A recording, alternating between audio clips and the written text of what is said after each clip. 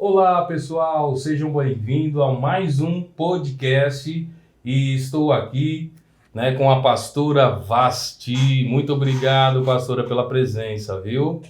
E a pastora é professora de grego, de grego, hebraico, cultura judaica, dá aula também em teologia, teóloga, exegese também. Muito bom, viu? E a gente vai bater um papo aqui, sobre o tema de hoje, interpretação e tradução bíblica. Meu Deus! Boa noite. Boa noite. Pois é, nós estamos aí nessa caminhada aí há algum tempo e a gente se surpreende, né, pastor? Porque quando a gente começa a aprender, a gente fica feliz e a gente fala, nossa, quanta novidade! Depois de um tempo que a gente está estudando, a gente começa a ficar triste porque a gente vê que a caminhada é muito longa. Verdade. E quanto mais a gente aprende, mais a gente descobre que não sabe. E aí a gente faz umas contas assim da idade e fala, não, eu vou terminar a vida sem saber. Meu Deus. Aí falar que nem um filósofo, sei que nada sei, por aí. Então a gente tem que partir desse princípio. Sim. E a gente tem visto assim, pastora, tantas interpretações bíblicas, e equivocadas. E hoje a gente colocou aqui a interpretação bíblica e também a questão da tradução. Porque tem uma relação, Sim. Bastante em relação, porque às vezes a interpretação ela pode ser equivocada diante a uma tradução que a nossa língua portuguesa tem tanto sinônimo, tanta palavra, e o grego, o hebraico, eles praticamente, será que mais ainda, você que domina, pode chamar de você, Por você... favor, a gente já estremece a amizade aqui mesmo. Pois é, pastor. Vamos começar então falando das traduções? Sim. Na verdade, a gente não tem, eu acredito que a gente não tem traduções, Tá. A gente tem versões. Tá. Porque quando a gente vai traduzir um texto, seja de qual língua for, seja de que espécie for, a gente tem que considerar a cultura. Certo. Quando a gente pega algumas frases, algumas expressões idiomáticas do português e a gente vai levar isso ao pé da letra para outra língua, ninguém vai entender. Então tem essa questão que a gente precisa então, conhecer a cultura do país que a gente vai passar a língua, no caso, passar do hebraico, passar do grego para o português, até do inglês, Sim. A gente não consegue fazer uma tradução fiel, a gente precisa fazer uma versão. Tanto é que quando a gente vê a maioria das músicas, dos textos, até a própria Bíblia, a gente vê traduzido por João Ferreira de Almeida, mas a gente tem lá a versão, por causa disso. Sim. Até é complicado. Agora, em relação à interpretação, poxa, eu costumo dizer assim, quando a gente está pregando aí para 100 pessoas, são 100 pessoas, são 100 mentes, são 100 seres diferentes, serão 100 interpretações. Não é verdade? Verdade. Pense que se você pregar, por exemplo, se você fizer uma palestra, por exemplo, para 100 pessoas falando sobre Davi. Davi derrotou o gigante, você tem noção de que as pessoas que estarão ouvindo, por exemplo, alguém ali está enfrentando uma dificuldade muito grande, dentro do seu serviço. Você pensa que a interpretação daquela pessoa vai ser para o caso que ela está vivendo no momento. Então, por exemplo, o gigante dela vai ser o chefe. Se a mulher tem um problema com o marido bebe demais, quem é o gigante dela naquele momento? É o marido dela. Então, por aí vai, a gente vai ter 100 interpretações diferentes ali naquele momento. Mas, claro, quem está conduzindo a mensagem, o sermão, ele está dando a sua interpretação também. E pode notar que a gente prega hoje, falando sobre o Salmo 23, experimenta pregar daqui a um ano. A sua mensagem, ou até daqui 2 semanas, você não vai pregar a mesma coisa. Isso é verdade. A sua mensagem será diferente. E nisso eu aprendo algo também, pastor, que todas as vezes que nós lemos a Bíblia, e eu falo sempre isso, eu gosto disso, a Bíblia e outros livros, todas as vezes que nós lemos a Bíblia eu gosto de ler uma vez por ano. Ultimamente eu não estou conseguindo, não. Muita coisa para fazer, muito livro para ler, não estou dando conta. Mas se a gente ler a Bíblia todos os anos você vai ver algo diferente. Além da gente saber, Realmente. né? Além da gente saber que é um livro vivo, o Espírito de Deus fala conosco. Além disso, você cresceu um pouquinho. Então você enxerga outras coisas naquele texto. E por isso você sempre vê alguma coisa diferente ali.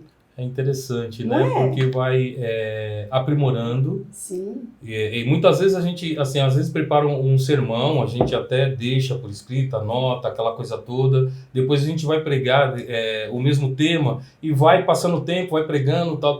Pelo menos acontece assim comigo. Eu faço algumas anotações, depois eu não estou anotando mais nada, porque aquilo, né, tá dentro, tá no interior e sai assim, flui. Então por isso que a palavra, né, a gente entender ela, né, essa da interpretação, né, a relação a profundidade dela e poder também transmitir. É que nem a pastora falou aí, né? 100 pessoas, cada um tá pegando e ela tá encaixando aquele problema que ela tá, eu vou vencer, assim como, quer dizer, tá contando, né, ali de Davi, deu o exemplo, né, a interpretação daquele mensageiro ou mensageira que tá passando e a forma que a pessoa tá recebendo.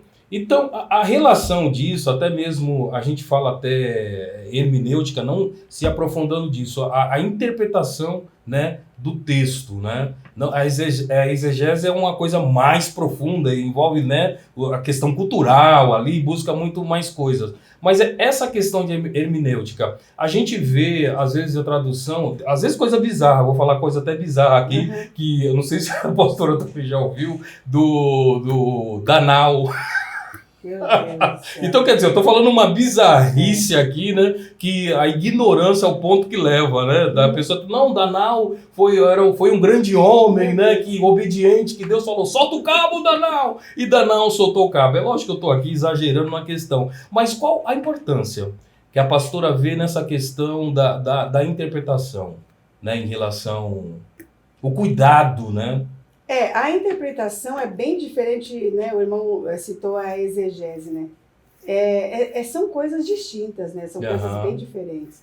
A interpretação, ela é muito importante e eu costumo dizer que eu comecei a estudar cultura judaica e isso, assim, me fez entender, me faz entender, porque eu estudo hoje ainda, né? Eu comecei a estudar, é muita coisa.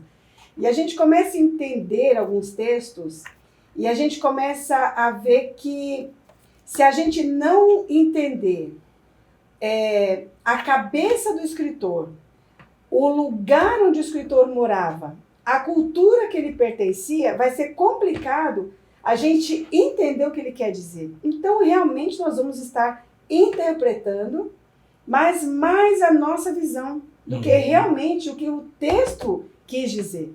Eu vou citar um exemplo aqui. Sim. Quando a gente olha lá em Lucas, né, a partir do versículo 11, se não me engano, a gente está falando da parábola do filho pródigo. Veja bem, essa parábola é muitíssimo forte, é muito profunda. A gente começa vendo que, primeiro que a gente vê muito essa pregação com algumas, eu vejo, né, algumas coisas que faltam a gente observar o texto. Quando fala que o pai divide, o filho mais novo pede a herança, parte dele da herança, mas ali a gente olha e vê a maioria dos pregadores dizendo que o pai deu, então, a parte do filho, né, que pediu. Mas se você observar o texto, você vai ver que o pai lhes repartiu a herança. Ali a gente já vê, está na nossa Bíblia, está na nossa versão. Então a gente vê que ali o pai já partiu a herança pelos dois. O que ficou em casa também recebeu.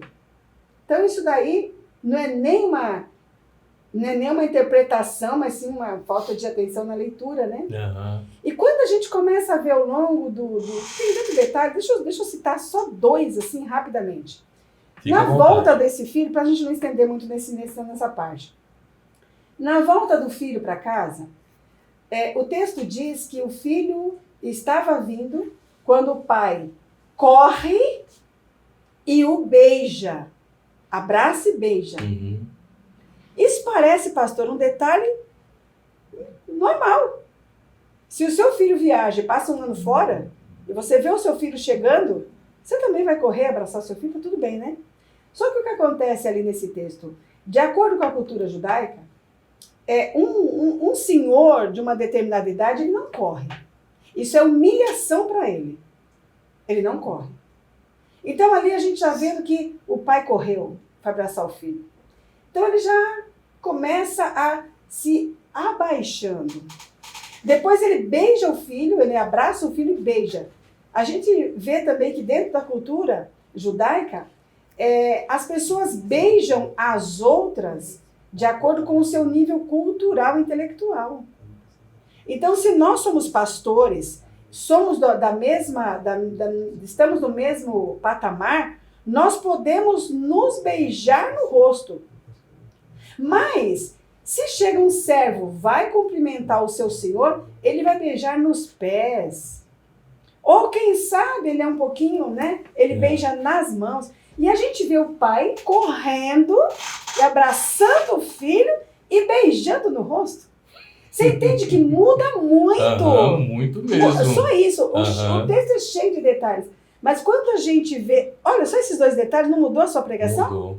Pois é, isso é uma interpretação mais dentro do texto. Você conhece a cultura, né? E por aí vai, a gente tem vários exemplos, né? Agora, me permita falar de exegese, né? Sim. Eu escuto muita gente falando assim, fazendo uma exegese dentro do texto do João Ferreira de Almeida. É impossível, gente. É impossível você fazer uma exegese dentro de um texto em português, sendo que o texto original, ele foi escrito em hebraico, o Antigo Testamento, algumas partes em aramaico, e depois o Novo Testamento em grego. Como que a gente vai fazer uma exegese? Ora, a exegese, ela é usada também no direito, ela é usada também em outras disciplinas. E a exegese, ela tem que ser feita dentro do texto original e, olhe, tira a sua fé de lado. Um exegeta não usa fé. Jamais. Não, eu vou ler um texto e eu vou ver o que o texto está me trazendo e traduzindo as palavras para chegar o mais próximo à nossa língua e esquece fé. Eu não posso fazer uma exegese dentro do grego no Novo Testamento e crendo que Deus curou o leproso, Deus curou o paralítico, Deus curou o cego e botando ênfase naquilo. Gente, se acalma. Nesse ponto, esquece a sua religião. Um exegeta, ele pode ter qualquer credo religioso. Ele vai fazer uma análise dentro do texto. E aí tem briga, né? E aí tem briga porque quando ele vai fazer essa exegese, vai trazer pra gente as verdades que o texto traz, causa briga. Porque aí vão dizer, mas você não é crente? Não, eu sou crente, mas nesse momento eu não posso agir com a minha fé. Eu tenho que trazer dentro do texto o que o texto diz. Quero citar um exemplo. Quando a gente vê o versículo, eu sou ruim em guardar endereço, gente, eu sou um problema, vocês têm que orar pela pessoa aqui, né? Aquele texto, acho que é João 14,6, me corrija se eu estiver errado. Eu sou o caminho, a verdade, a vida, e ninguém vem e ninguém vai. Tem versão que está escrito vem, pastor. Pega a outra lá, está escrito vai. Qual que é o certo? Os dois. Os dois estão... Por quê? Nossa, a pastora está cometendo uma heresia. Não estou. É assim, quando a gente olha dentro desse texto, a gente tem um verbo, e o grego ele é muito minucioso, ele é muito cirúrgico. O grego ele é totalmente detalhista. Tem tempo para o homem, tempo para Deus, né? O Queiroz, o Cronos, nós temos amor aí, filéu, eros, ágape, nós temos vários tipos de... As palavras são muito bem explicadinhas. Só que quando chegou nessa parte, pastor, teve um grande problema. Nós temos um verbo no grego que é o RT. Esse verbo tanto significa ir como vir. Vir também. Tanto faz. E o que vai definir se está indo ou está vindo? A preposição que se coloca antes. Existem 4 preposições, né? Existe a preposição pros, is, etc. E o que aconteceu nesse texto? O escritor não colocou preposição. E aí? E aí as pessoas leem lá, não, mas aqui na minha Bíblia está escrito que ninguém vai ao Pai senão por ele. Então ele não é Deus, ele é o Filho de Deus. como sempre foi citado. Não, mas aqui está dizendo, se ninguém vem ao Pai, ele está falando dele mesmo, o Pai está... Espera um pouquinho, qual que é o certo? Então aí, fica a gosto do leitor, que versão que você daria? Poxa, se você dá uma olhada aí em cima, né, tudo que ele fala no texto, eu particularmente, não quero aqui dizer que eu estou certa, ou que eu estou, né... Apenas fazendo uma análise do texto. A minha sugestão, ele quis dizer, ninguém vai ao Pai senão por mim. Eu sou o caminho. Se ele é o caminho, ele não é a fonte, ele não é o... Entende? Isso. Então, e os outros versículos lá para cima também. Então, não dá para você fazer uma exegese dentro da língua portuguesa, é impossível. Como você vai explicar isso? Porque tem que saber, né, do escrito, conhecer a escritura original, Sim. Né, para poder saber verdadeiramente a interpretação. Lógico, tem todo o contexto da cultura, da época, da situação, dos personagens. Então, existe toda uma situação para que a gente possa ter ali, pelo menos pelo nosso português, se aproximar. Sim. Então, pelo português, porque as pessoas falam, não, mas a Bíblia tem muita coisa aí que está errada, né? Sim. Tem muita coisa que tal. Erros assim, a gente então pode dizer que tem assim por questões, vamos dizer, pela tradução. Pela tradução tem algumas coisas que de repente ficam equivocadas ou dá outro sentido, porque muitas vezes, né, como diz, tem aquela frase, né, que o texto fora do contexto, né, usando para o seu próprio pretexto. Né, acaba caindo, né, nesse erro e às vezes até por não conhecer. Pessoal, interrompi aqui rapidinho para falar do nosso patrocinador Mineiro JM. Olha aqui, tudo para a sua festa. Festa de aniversário, corporativa, pequena ou grande. E ele aluga mesas e cadeiras, brinquedos, futebol de sabão, tobogã, entre outros, espaços para festas, louças, show, carrinhos, self-service, barracas de pipoca e algodão doce. Olha aqui os contatos aqui que você pode fazer. Ele fica na região de Guarulhos, então faça um orçamento. E você que quer ser um patrocinador do podcast Destaque Show, estará aqui na descrição desse vídeo para você também nos abençoar e ser abençoado. Existem alguns textos que não foram muito bem traduzidos. Sim. Eu acho que é muita arrogância minha dizer que está errado, sabe? Sabe por quê? Eu penso que talvez quem traduziu, né, ele não conhecia justamente algumas partes de cultura que envolve o grego bíblico, tanto o grego bíblico como o hebraico bíblico. Veja bem, o grego hoje, existe o grego moderno. Eu estudei o grego bíblico não é falado. Quando as pessoas me perguntam, você é professora de grego, então você fala? Não, eu sou professora de grego e não falo. Como assim? Parece um paradoxo? Não, eu vou explicar. É que o grego bíblico, ele foi escrito depois de lá para cá, houve muitas mudanças. Tanto é que, lembra do português? Nós temos vossa mercê.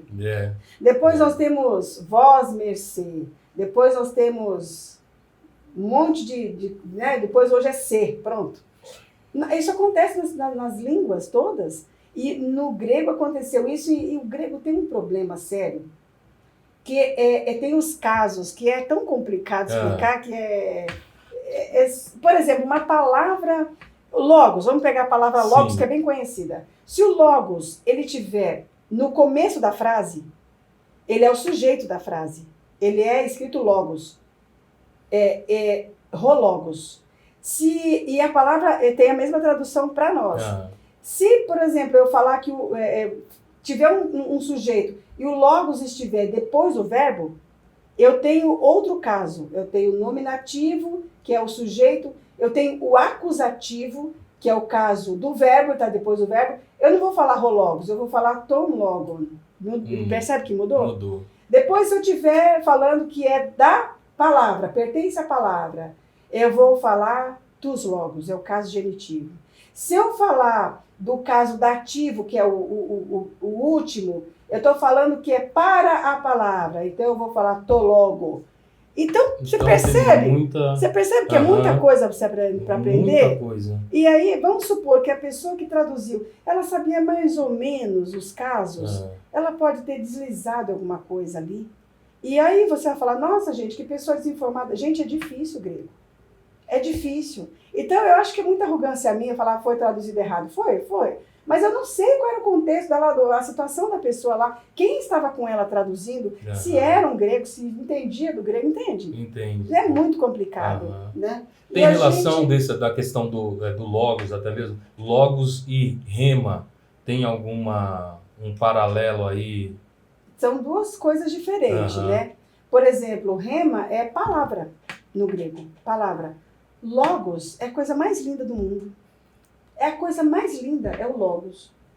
Quando a gente fala de logos, a gente não está falando exatamente de palavra, pastor. A gente está falando do dom, do atributo, da capacidade de falar.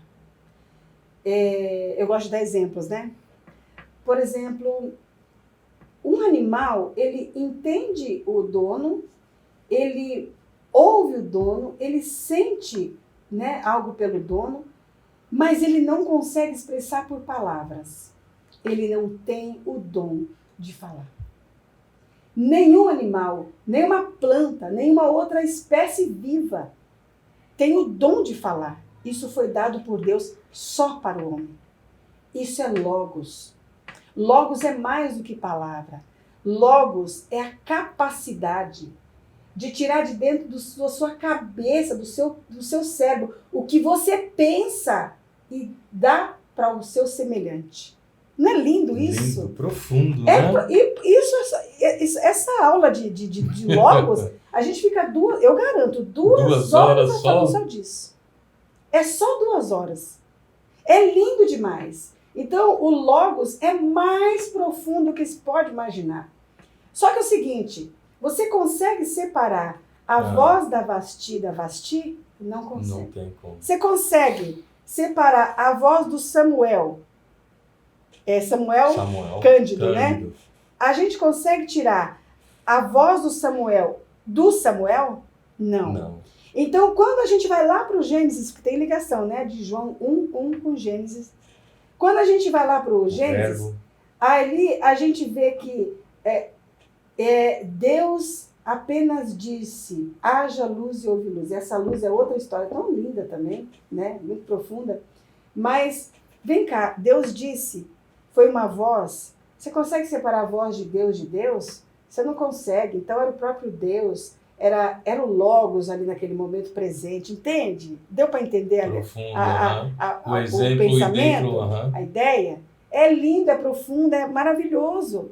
Então não dá para você desassociar. Se eu pegar o telefone e falar contigo, você não vai falar, a voz da Vasti me ligou. Ah não, a Vasti está falando comigo. É a mesma coisa.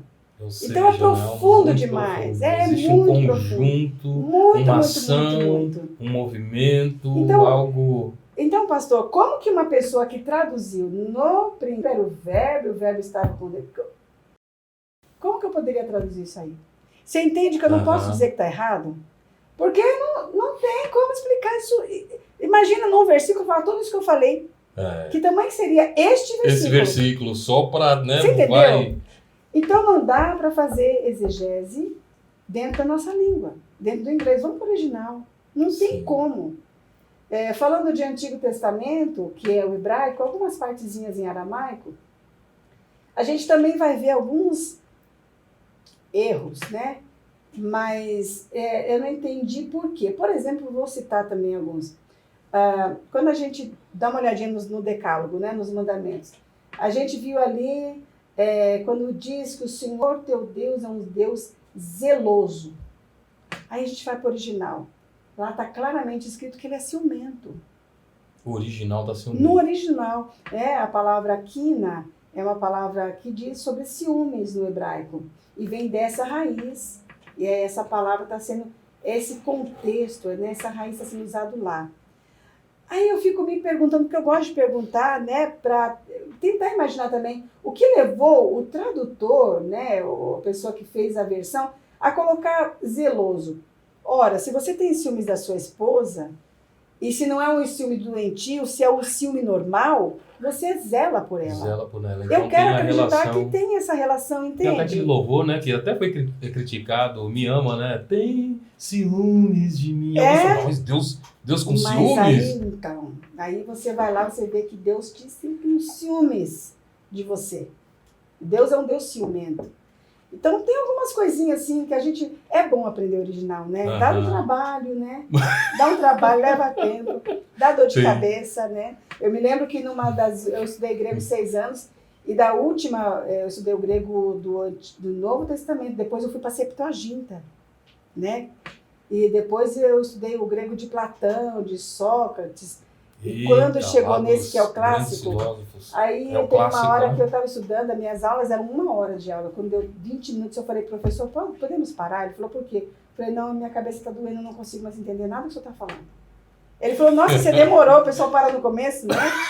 E eu dou graças a Deus, porque Deus me deu uma mente assim, para aprender isso. É coisa de Deus, pastor, é coisa aprender de Deus. E poder assim, né, transmitir, legal, ensinar, isso é muito bacana. Bom. A gente vê tanta coisa também, a gente, só não entrando em polêmica, mas algumas coisas que a gente tem o conhecimento, que permeia, né, no meio cristão, que é a questão, principalmente das igrejas tradicionais, que tem um zelo maior pela palavra, né, pelo conhecimento, e as igrejas pentecostais, não que não buscam conhecimento, mas ainda fica, sabe, aquele versículo, o Espírito Santo vos ensina todas as coisas, quer dizer, não importa homem nenhum, mas o Espírito de Deus vos ensina todas as coisas. Olha, pastor, você sabe que eu, quando bem mais nova, eu olhava para esse tanto de igreja, de denominação. Eu sou pentecostal. Né? E cada dia também. E cada dia surge mais uma igreja, mais uma igreja, mais uma igreja, né? E aí eu ficava perguntando, para que tanta igreja? Dizem que serve o mesmo Deus, mas cadê? Cada um quer servir um Deus, né? Parece que dentro da Igreja Assembleia de Deus, meu Deus do céu. Existe Igreja Assembleia de Deus de tudo quanto é tipo, né? Existe aquela que o povo só gosta de cantar alto e o pastor pregar gritando. Existe aquela que o pastor está pregando, a irmãzinha sai rodopiando e vai lá, né? Existe aquela que não pode nada disso. Existe para todo gosto. Batista, existe Batista que é totalmente... focado na palavra, né? E a gente não vê ninguém glorificando, dando glória, aleluia, batendo palma, é proibido até bateria, tem para tudo quanto é gosto. Você sabe que eu li inclusive, esses dias atrás, eu gosto de ler livro de cultura judaica, né? Continuar estudando, porque não acaba isso aí. Eu sinto muito que não acaba, né? Eu falo, eu aprendi muito pouco até agora, mas um pouco que eu aprendi a gente ensina.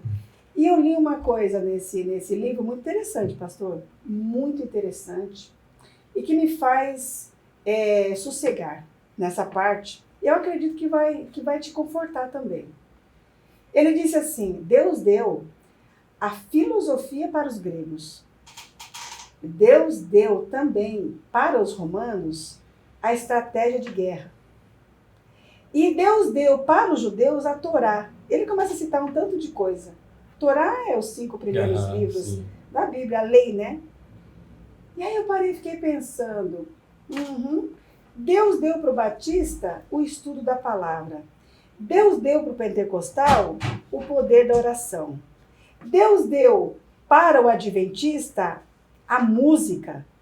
Também para a cristã do Brasil a música, a revelação. Então, está tudo certo. Deus deu para cada um.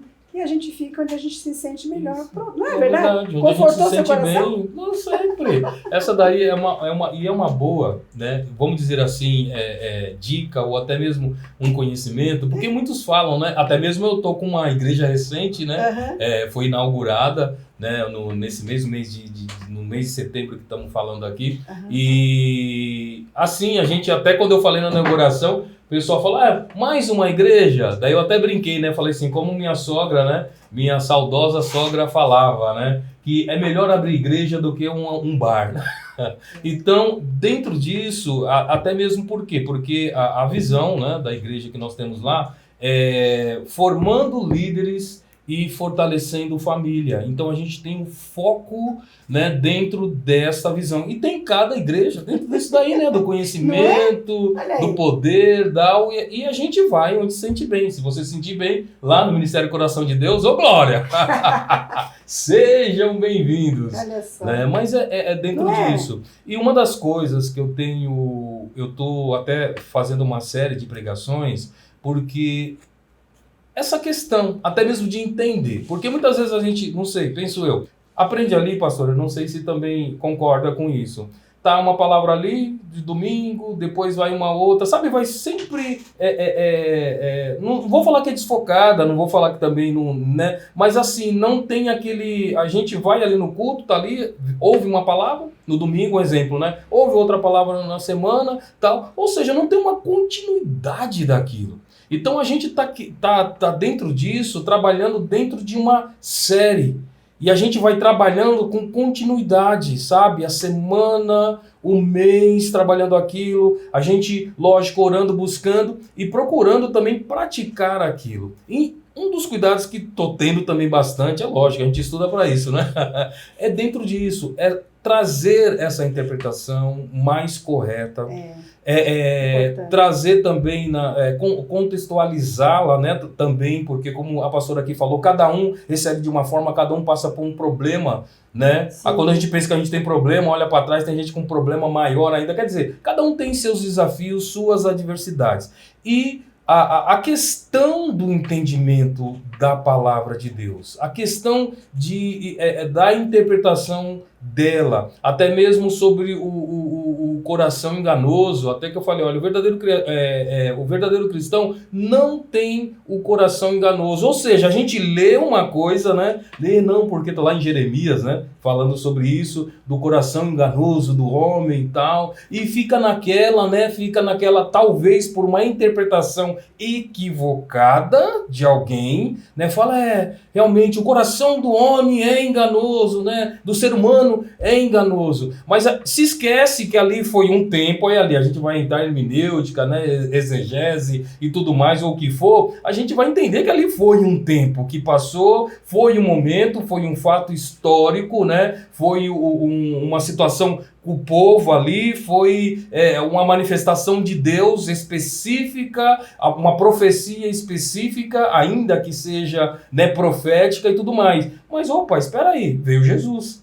Jesus é a nova aliança. Tudo se fez novo. Opa! Recebemos o Espírito Santo de Deus, né? Então agora não podemos dizer que temos o coração enganado, porque agora temos o Espírito de Deus. E o Espírito de Deus nos ensina assim, todas as coisas que é certo, que é errado, que nós devemos fazer, né? E tem ciúmes de nós. Então quer dizer, não tem como... Olha só, por questões de interpretações, às vezes a pessoa fica levando a vida toda a um conceito totalmente errado. E mergulha naquilo. Mergulha naquilo. E às vezes continua aquela vidinha, sabe? Vamos dizer assim, não avança mais espiritualmente, não cresce, né? Em degrau em degrau, como falou Paulo, o apóstolo Paulo, e ainda fica como menino ou menina, né? E não amadurece. E o conhecimento leva a essa maturidade, né? O conhecimento leva, pastor. O conhecimento é uma... eu não sei se é uma via de mão dupla, se é de 3 vias, eu não sei, é um negócio bem legal e perigoso. A gente tem um exemplo na palavra de Deus que foi de Salomão, né? Que ele acaba dizendo, né? Olha, o conhecimento, ele traz enfado, cansaço.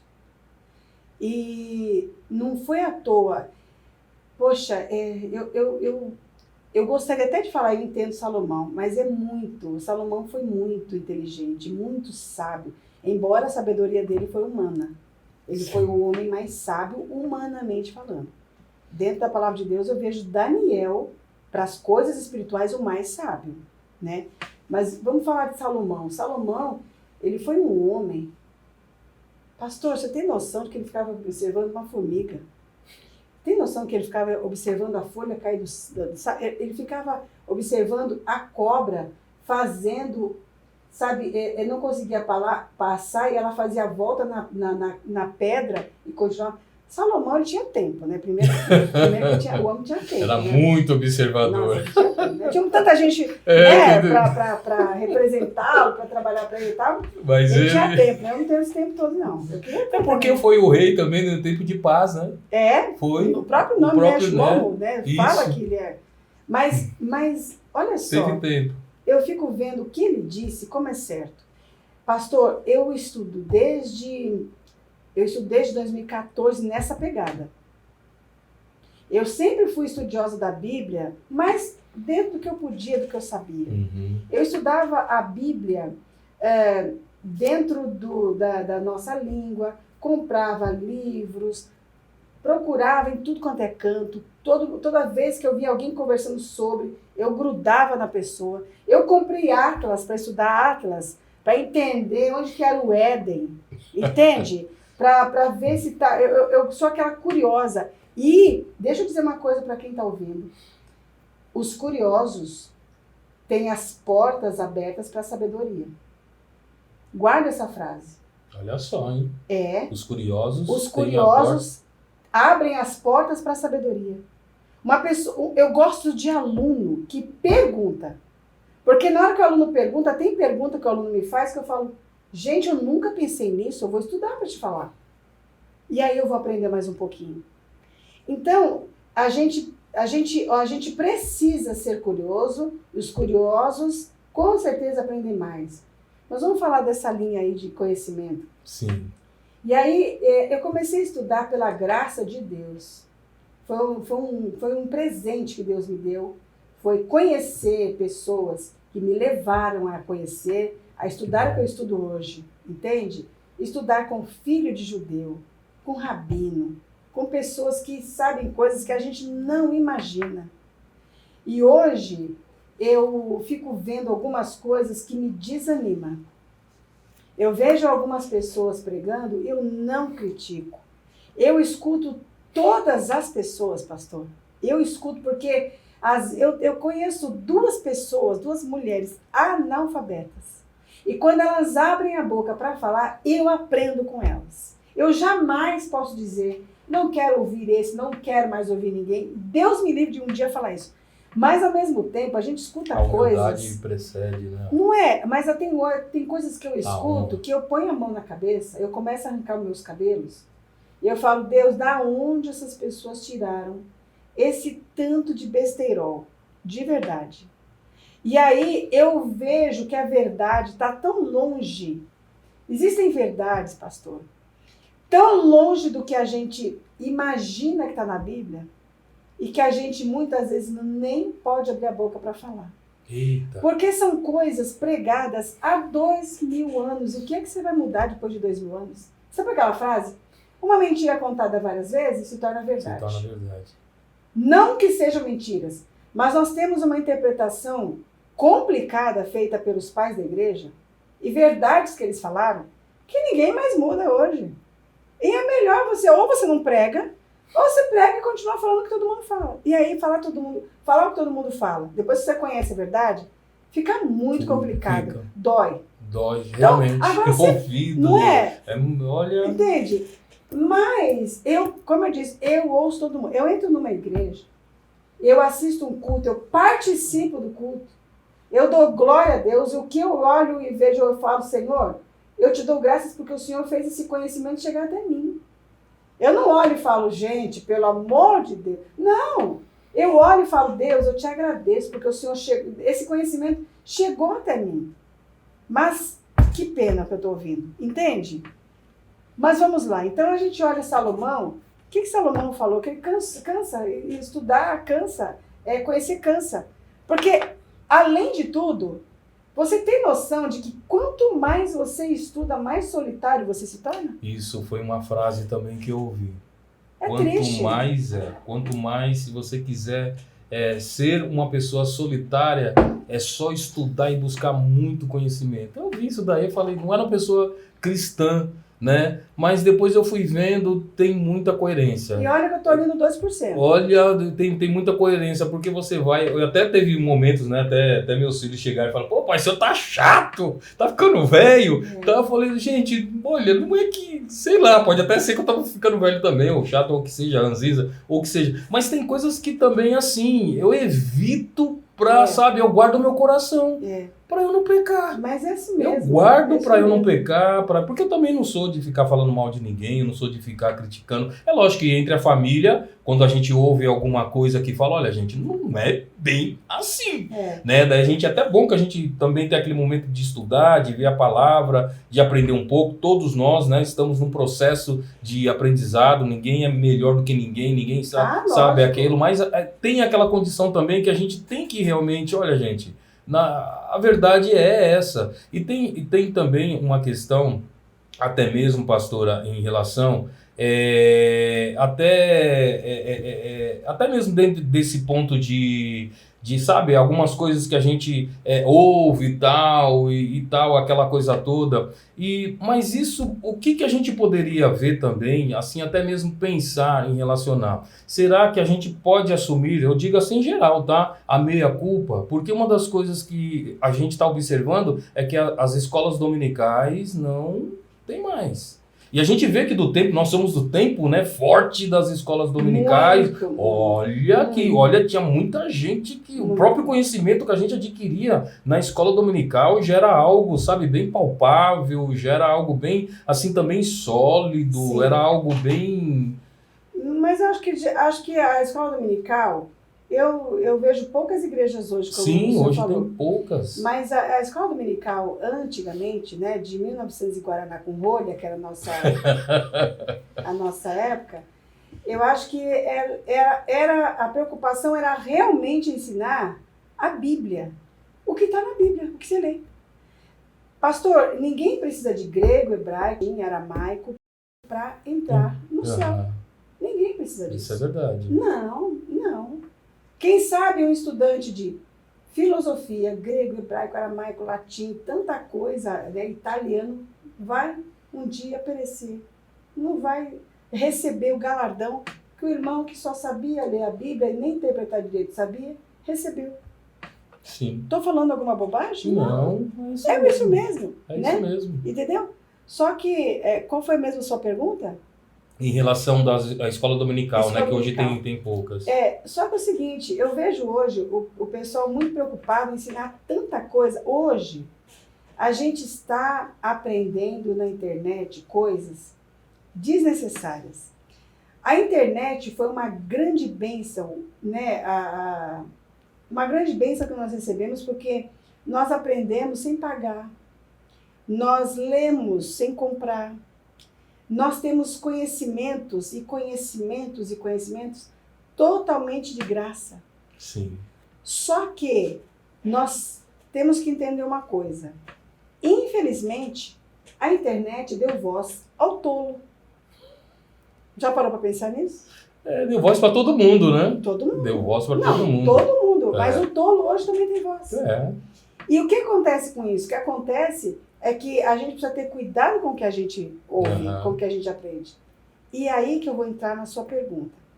Nós temos muitos professores que não se importam mais em ler, em buscar nas escrituras, em buscar em alguns livros que falam também da escritura, explicam a escritura, mas elas simplesmente ouvem e repetem.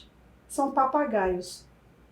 E a gente tem dentro das igrejas também, isso sempre houve e sempre haverá.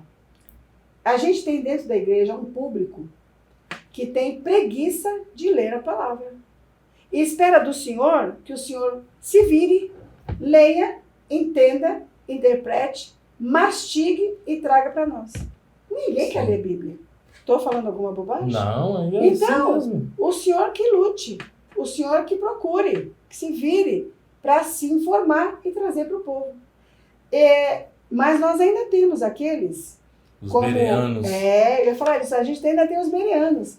que o pastor tá falando, tu, Tá ali, será? tá, Ó, será que é? aí depois chega em casa e fala assim, então ele falou alguma coisa aqui que não é assim, entende? Eu tenho até medo de citar versículo, porque eu estudo, eu não consigo guardar o endereço do versículo, eu sou péssima. Mas, qual o problema de eu chegar para o irmão? Não, procura aí, quem está na mídia, procura o teu versículo aí que fala que Deus amou o mundo de tal maneira, tal, que eu não lembro, entende? Não tem problema nenhum. Mas o problema é você ficar repetindo aquilo João que você ouviu. 3,16. Sim, esse a gente até sabe, né? Mas não tem problema nenhum, eu acho que é tão legal a gente estudar. E aí as escolas dominicais hoje, eu não sei se eu ando pouco por aí, não sei se eu conheço pouca gente, mas eu vejo um negócio meio esquisito. O povo está dentro da escola dominical tratando de doutrina e não da palavra. Palavra de Deus. Pelo amor de Deus. Vamos estudar, vamos ensinar para as crianças a Bíblia, né? O judeuzinho com 5 anos, ele sabe de cor a Torá. Gente, o que é isso? Não, mas é porque eles são inteligentes. Não, não são inteligentes. A mente que Deus deu para ele, deu para a gente. E dentro disso também, uma das coisas que a gente está vendo é que tem igrejas colocando muito a cultura judaica. Meu Deus. Né? Tá Olha, usando manto. Deixa eu... Em nome de Jesus, deixa eu arca, desabafar. Agora vou desabafar. Desabafa aí. Já posso? toquei aqui. Não, vou desabafar. Já. Agora me segura. Não, é o seguinte. Eu estudo cultura judaica. Eu estou ali estudando hebraico, sou hebraísta, eu dou aula, mas eu continuo estudando, porque o negócio também sei lá quando que eu vou terminar. Mas deixa eu dizer uma coisa, existem algumas coisas que são paralelas, andam paralelamente, ou sei lá, ou não andam nem paralelamente, mas a gente precisa entender. Eu fiz até uma live só para falar disso. Existe o judeu, que é judaizante, ou seja, ele é judeu e da religião judaica, do judaísmo. Existe judeu de outras tantas religiões. Existe o judeu que ele é chamado de messiânico porque ele crê que Jesus era o Messias que haveria de vir, veio, morreu na cruz para salvar o homem. Existe o judeu que diz, e continuará dizendo sempre, que o grande profeta foi Moisés. Não existe Jesus, era um profeta, sim, mas era um profeta como outro qualquer. E Moisés, sim, que é o grande profeta. Agora, em casa, eu tenho shofar, eu tenho talit, eu tenho Hanukkah, eu tenho candelabro, eu tenho um tanto de coisa para as minhas aulas. Né? Adoro tocar shofar. Acho um som daquilo lindo, mas eu não preciso tocar. Eu aprendo cultura judaica para entender a palavra de Deus. Fui convidada a ser judia. Fui convidada por um rabino. Vasti, você precisa... Você tem sangue de judia. Você nasceu para ser judia. Eu falei, mas por que eu vou ser judia? Entrar para o judaísmo... Só desculpa, Vasti é de origem... Persa. É persa. Persa. Está no hebraico, mas é persa, né? E para que eu vou me converter ao judaísmo se aí eu vou ter que negar Jesus? Aí as pessoas falam, nossa, mas é assim? Claro, gente! Então você é contra colocar uma arca, um shofar, um talit, um candelabro na igreja? Não sou contra, não. Não sou contra. Você pode pôr, só não judaize. Não seja judeu. Não fique olhando para aquilo como se aquilo fosse da tua... sei lá, você olha aquilo como, por exemplo, o talit, eu tenho que botar o talit para eu fazer as minhas orações e reza, porque é a mesma coisa. Um objeto sagrado. Gente, eu não sou judia, né? Eu aprendi como é que se usa o talit, que horas que põe, quando põe, o que você faz com ele e tudo, mas eu não preciso. Tem todo eu sou cristã, entende? Eu não sou da religião do judaísmo. E a mesma coisa que eu pegar meu tapetinho e andar por aí fazer 5 orações por dia. Gente, eu não sou do islamismo. Eu sou cristã. Eu sigo os passos de Cristo. Então, essa é a diferença que as pessoas não conseguem desassociar. As pessoas não conseguem separar. Você pode ir para Israel. Gente, eu quero ir para Israel o mais rápido possível. Quero conhecer, quero passear por lá, tudo. Isso não quer dizer, pastor, que eu serei judia, praticante do judaísmo. Entende a diferença? Sim. Então essa é uma grande confusão que as pessoas fazem. Muito, Então estão trazendo todos os ritos, né, judaicos para dentro das igrejas evangélicas. Por quê? E até Paulo mesmo, ele fala sobre isso, acho que, se não me engano, em Gálatas, até mesmo repreendendo, né? Ali também, porque querendo colocar, né, impor Sim. Tradições judaicas nos gentios, Sim. sendo que Jesus, o chamado dele é para todas as nações, Sim, e ele lógico. falava, era encargos que é até pesado para nós. Ele cita, né, aos romanos, para os coríntios, escuta, o que adianta vocês circuncidarem a carne se o coração de vocês não está circuncidado? A maior circuncisão está no coração.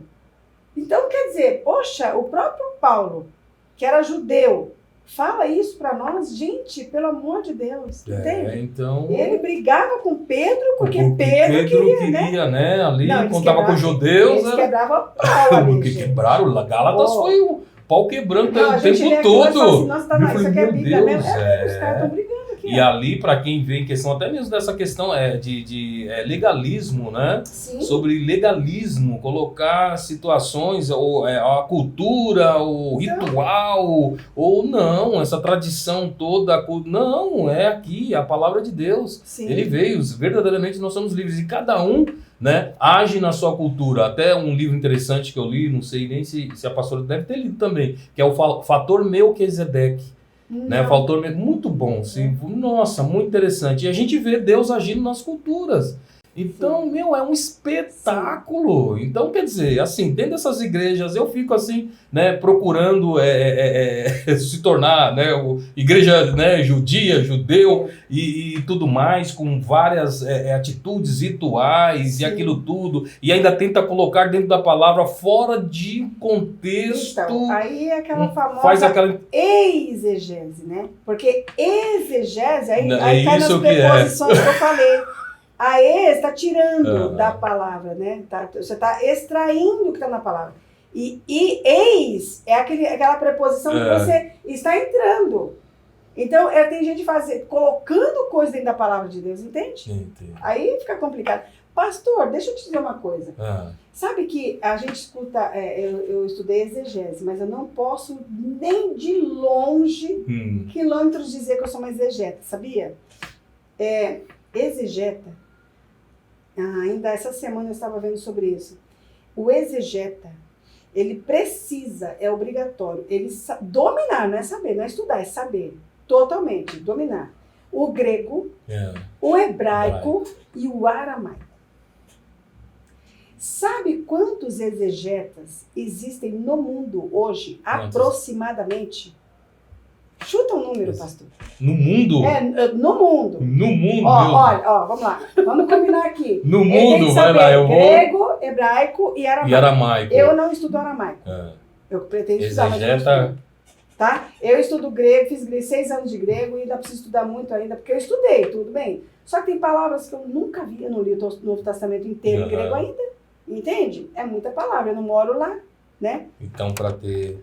Né? E aí a pessoa precisa saber grego, aramaico e hebraico para ser exegeta, para ser considerado um exegeta. Quantos? Chuta.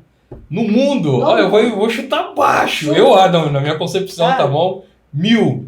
Nossa, pastor! Chutou alto. Você chutou, diminui. Diminui, 500. Corta pela metade. 250. Corta pela metade. Meu Deus, aí me pegou. 125. Corta pela metade. Meu Deus, aí 75. Divide por 2. Meu Deus. Aproximadamente 36 exegetas no mundo. E detalhe, ninguém sabe quem são eles. É fechado. Eles não divulgam. Mas por que também isso? É um segredo, né? Quem é essa pessoa?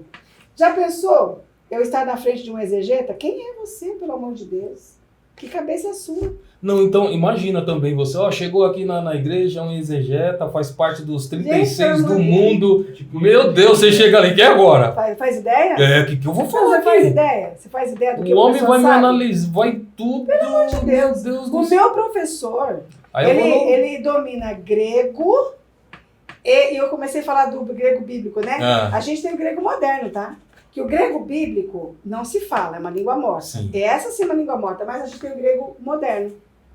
O hebraico bíblico, quem chega lá em Israel falando hebraico bíblico, as pessoas vão até entender, mas vão falar, gente do céu, ele saiu de uma máquina do tempo, com certeza, pousou aqui e está perdido. Entende? Entendo. Muita coisa já mudou.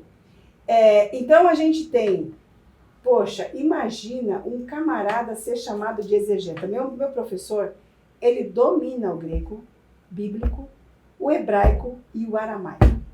E eu disse, o senhor é um exegeta? Ele falou, não, Vasti, eu ainda preciso Me fazer uma aprimorar, pós. fazer Eu falei, nossa, se o senhor é um exegeta, eu sou o quê? Você é eternamente uma estudante, sabe isso?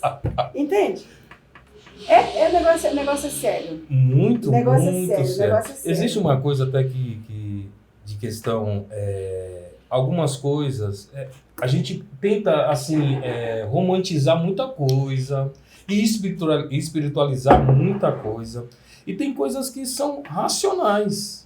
1 mais 1 é 2, isso, ponto, né? Acabou. Então tem gente querendo tirar ali de uma coisa que não está ali, nem escrita. Um exemplo, né?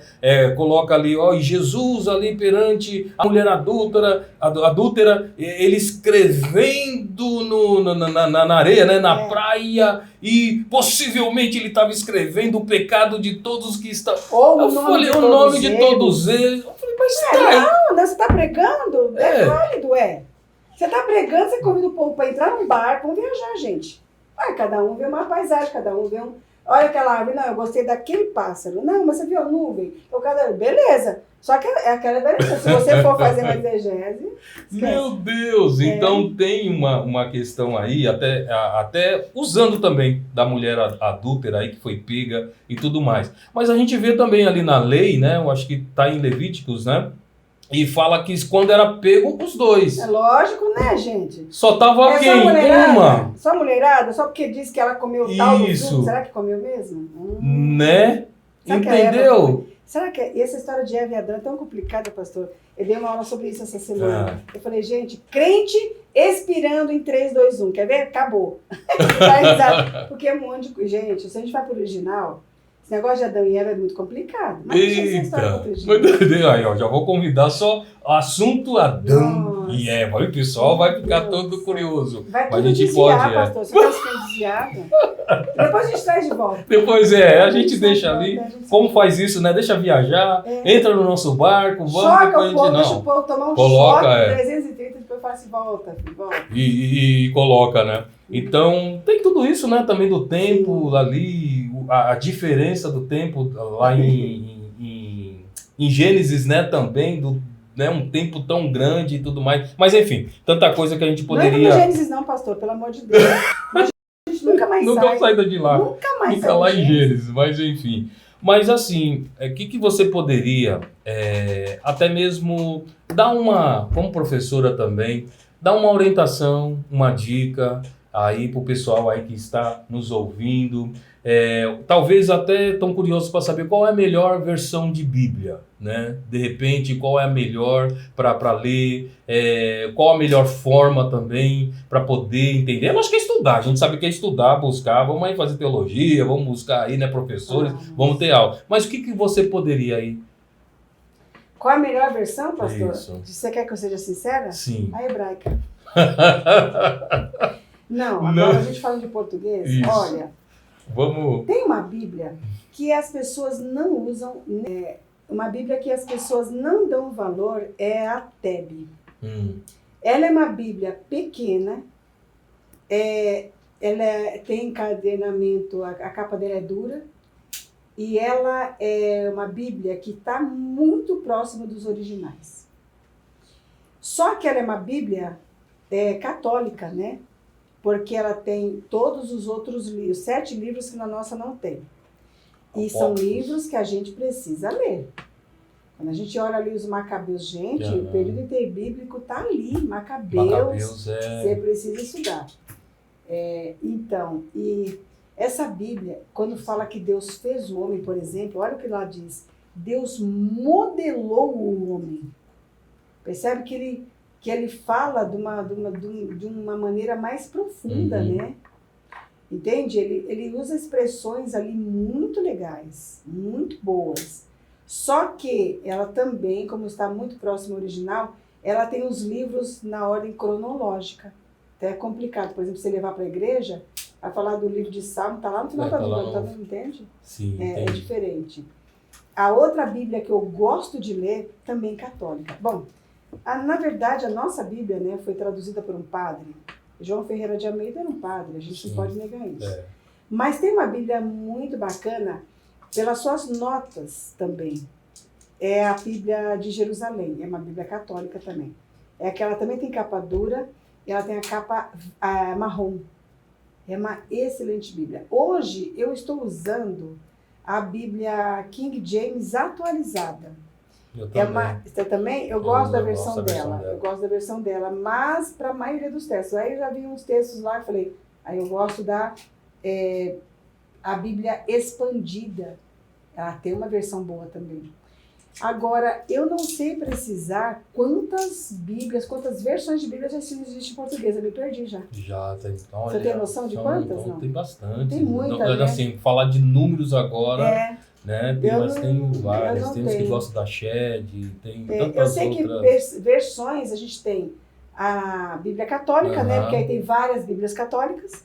Nós temos a hebraica, nós temos a judaica, nós temos... Gente, é muita Bíblia. Acho que judaica, em média 5 Bíblias, 5 versões. Só que dessas 5, a gente já tem várias dessas 5.